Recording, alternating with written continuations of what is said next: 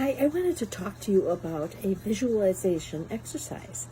Now, visualization is a word that's commonly used, and as a matter of fact, I think it's kind of overused. But I'm going to share with you some success tips on how you can visualize your way to success. One of the key points about visualization is to do it consistently. You also need to think about what it is that you want to be, do, or have. And you need to visualize it as clearly as possible. But beyond the visualization, you need to smell the smells, feel the feelings, notice the textures that you will see. Look around you and feel those feelings that will be surrounding you when you achieve that. Okay? You will be rewiring your brain. Now, we all know that I want to weigh 165 pounds. It's the bane of my existence, but I'm going to weigh that anyway.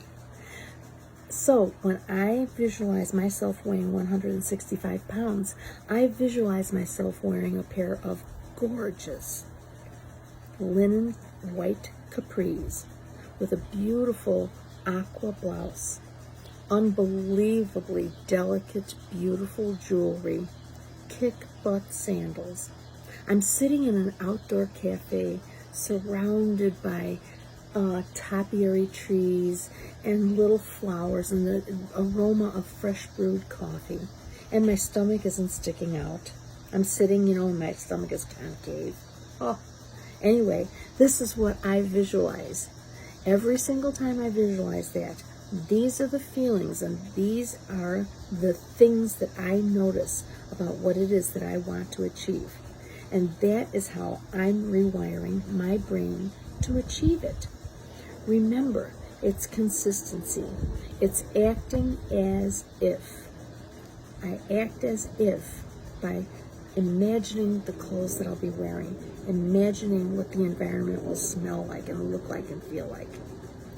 I challenge you to pick something that you want to be, do, or have and start to visualize about it. Act as if, and I promise you, you will be a success story. Take it easy and have a great week.